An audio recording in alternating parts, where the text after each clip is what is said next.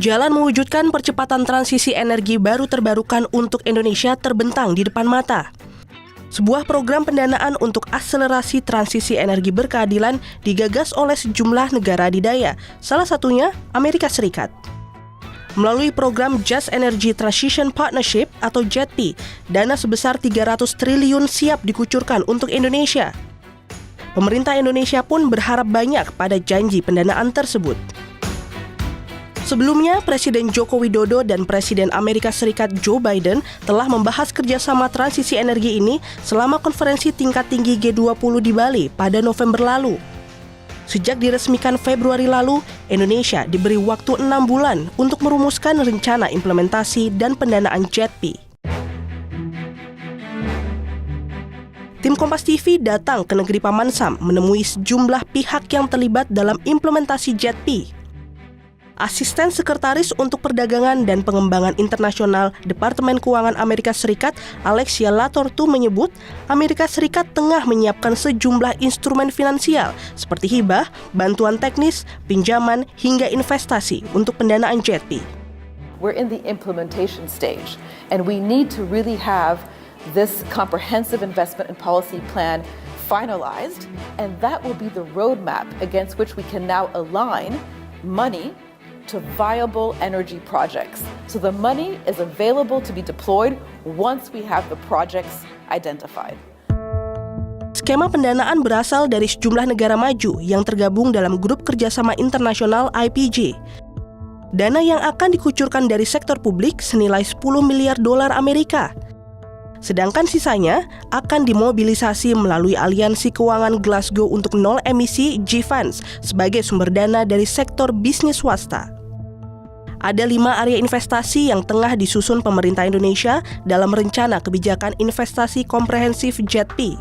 Beberapa di antaranya pengembangan jaringan transmisi, pensiun dini pembangkit listrik batubara, dan akselerasi pengembangan sejumlah energi baru terbarukan. Namun, jelang penyelesaian dokumen rencana investasi JETP, suara sumbang terhadap realisasinya bermunculan. Manajer kampanye iklim dan energi Greenpeace Asia Tenggara, Tata Mustasya, menilai JETP justru berisiko menambah beban utang bagi Indonesia.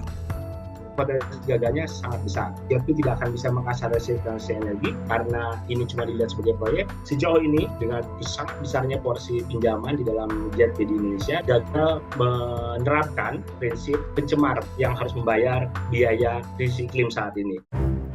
Kepala Sekretariat JETP Edo Mahendra merespon, skema utang dalam investasi merupakan hal wajar, termasuk dalam implementasi JETP.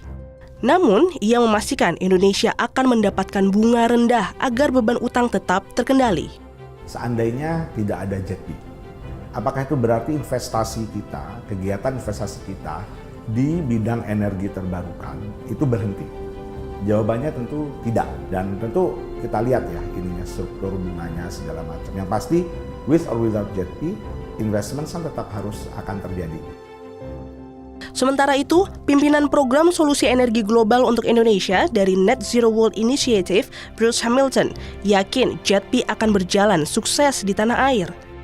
Pasalnya, langkah progresif berupa analisis dan pemetaan implementasi yang tengah dikerjakan bersama pemerintah Indonesia akan mampu menarik modal dari sektor swasta. These analytics will help inform JETP investment decisions, and we're also transferring these capabilities to MEMR, the Ministry of Energy. We also look to transfer these capabilities to Bappenas so that these plans can be integrated into their 5-year and 10-year investment plan, is that as we have 1 successful pilot, 5 successful pilots, 10 successful pilots, industry and private capital gets confident in the successes. Pemerintah Indonesia dan sejumlah negara mitra diharapkan memegang teguh janji-janji transisi energi berkeadilan demi melawan perubahan iklim dan mencapai target dekarbonisasi di masa depan. Adinda Kusumo, Roy Ilman, Kompas TV, Washington DC, Amerika Serikat.